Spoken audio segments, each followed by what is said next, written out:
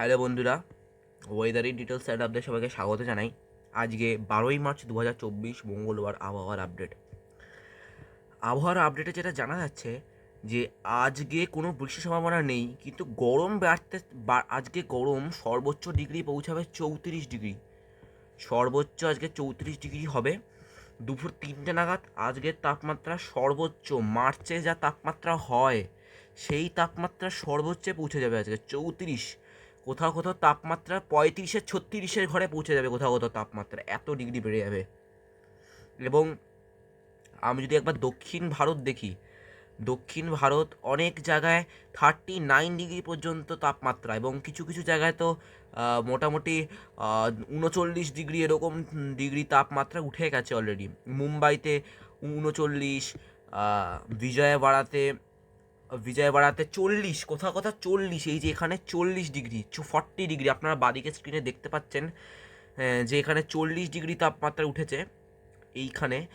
40 degree তাপমাত্রা মানে মার্চে এই জায়গাটায় মানে অদ্ভুত বলেই মনে করা হচ্ছে। মার্চে 40 ডিগ্রি তো হয় না। তো এটা হচ্ছে কলকাতা এবং তার দক্ষিণবঙ্গের তাপমাত্রা।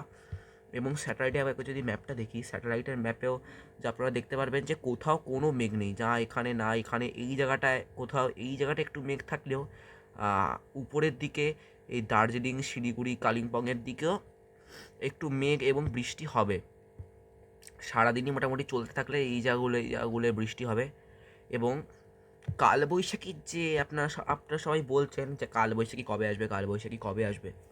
দেখুন, কালবৈশাখী একটা হচ্ছে ঝড়। এই ঝড়টা উৎপত্তি হয় ছোটানাগপুর প্ল্যাটো থেকে। মানে এই যে আপনাদের আমি দেখাচ্ছি একটু মার্ক করে, যে ছোটানাগপুর প্ল্যাটোটা আসলে কোন জায়গাটায়। ছোটানাগপুর প্ল্যাটোটা আপনাদের একটু বোঝাতে হবে। দেখুন, আপনারা একটুখানি ধৈর্য নিয়ে বুঝবেন এইটা। আমি একটু ক্লোজ করে দিই, এটা আপনাদের একটু বুঝতে হবে। এটা যে এই যে ছোটনাগপুর প্ল্যাটো, এই যে ধানবাদ, আপনারা দেখতেই পাচ্ছেন ধানবাদ।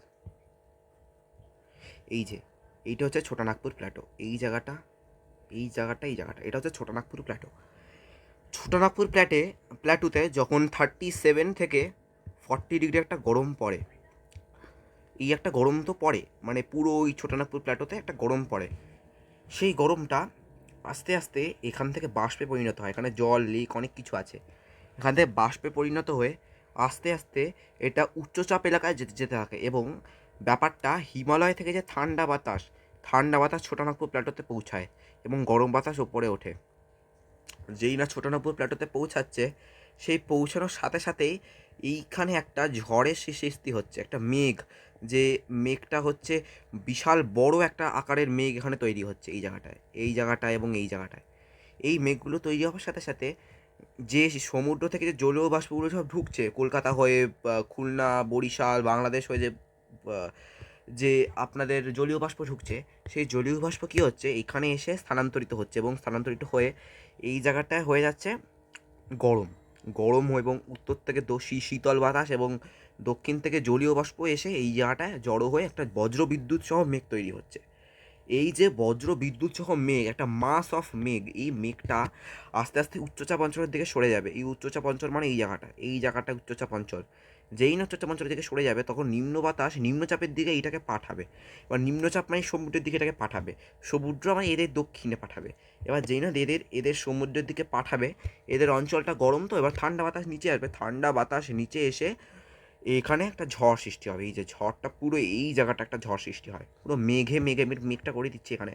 ধরুন এটা মেঘ, এই মেঘটা আস্তে আস্তে আস্তে আস্তে আস্তে আস্তে আস্তে আস্তে এগিয়ে এগিয়ে এগিয়ে এগিয়ে এগিয়ে পুরো কলকাতা এবং তার পার্শ্ববর্তী এলাকা দিয়ে পুরো বয়ে যাবে। মানে এখান দিয়ে ফার্স্টে তৈরি হয়, এখান দিয়ে আসবে, তারপরে খড়গপুর, কলকাতা, মেহেরপুর, খুলনা, ঢাকা, কুমিল্লা, সিলেট, ময়মনসিংহ, আস্তে আস্তে এগিয়ে এগিয়ে এগিয়ে এটা সন্ধে এবং বিকেল গড়িয়ে বিকেলের শেষ দিকে এটা পৌঁছে যাবে বাংলাদেশে। এটাই ছিল কালবৈশাখী এবং গরমের আপডেট আজকের।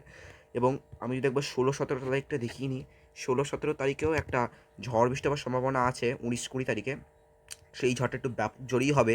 প্রায় 20-21 তারিখ নাগাদ কলকাতায় প্রায় 70 থেকে 80 কিলোমিটার বেগে একটা ঝড়ের সম্ভাবনা আছে। এটার আপনারা সতর্ক থাকুন। যে একটা 70 কিলোমিটার বেগে এবং সমুদ্রের মাঝখানে ঝড়টার সম্ভাবনা, ওই জন্য মাসিদের আবহাওয়া দফতর অনুগ্রহ করেছে যে মৎস্যজীবীদের যেন সমুদ্রে না যায়। এটাই, যে সোম থেকে বৃহস্পতি যেন মৎস্যজীবী যেন সমুদ্রে না যায়। এটাই ছিল আজকের আবহাওয়া খবর। ভালো থাকবেন, সুস্থ থাকবেন, টাটা। ভিডিওটা ভালো লাগবে একটি লাইক এবং সাবস্ক্রাইব করে দেবেন। আজকের জন্য ব্যাস এটুকুই। ভালো থাকবেন, সুস্থ থাকবেন, টাটা।